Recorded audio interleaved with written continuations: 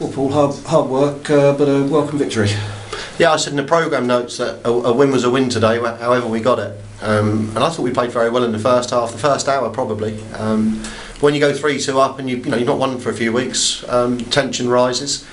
I thought we gave away a number of free kicks which allowed them to launch that ball in the box, and to be fair they got 4 or 5 very lively strikers, and they pushed men forward in numbers, and whilst we saw it out relatively comfortable, you could see in that last 10 seconds that you could have scored and would have been going home most upset. So 3 points was the most important thing today. Frustrating to score twice and see them peg it back both times in the first half? Yeah, because first half we were massively in control of the game. If you look at the overall chances, I think their keeper's made a great save from Damien Scannell.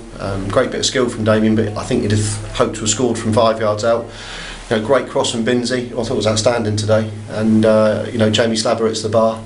Duns has got through, good save from the keeper. So, and we got our goals. They were well worked goals. Great cross from Dale and Jamie's header. So you look at it, and again, their only 2 efforts on goal have gone in, and that's been a little bit of what's been happening to us. But I thought second half again we came out, created some chances. Did Slabber at the bar again in the second half? Had one disallowed. Had one disallowed. There was one in the first half that was disallowed from a gantry. Didn't look at, I've got to say.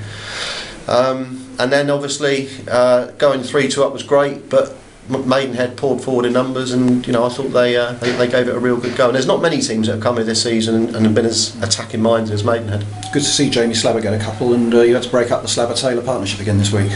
Yeah, it's unfortunate. Jamie Taylor's had a family situation for the last sort of 4 or 5 weeks ongoing.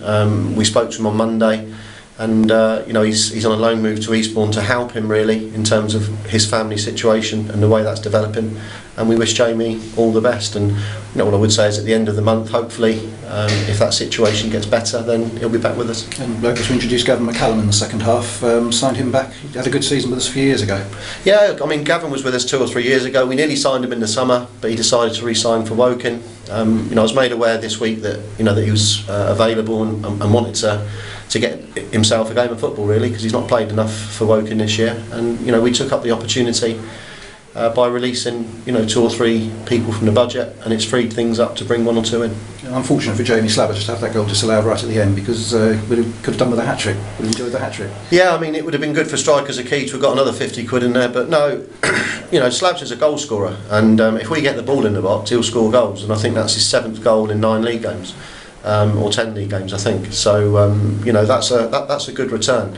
But we do need to keep putting the ball in the box, and if we do, then Jamie, normally will score the goals for you. Now back on winning track and going quickly on Monday evening at Boreham Wood.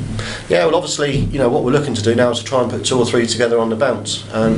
My old philosophy of an away point is a good one, but I think Monday, we are looking to see if we can get there and see if we can get 2 wins on the bounce, because that would really help get us back in that table. Brilliant. Okay.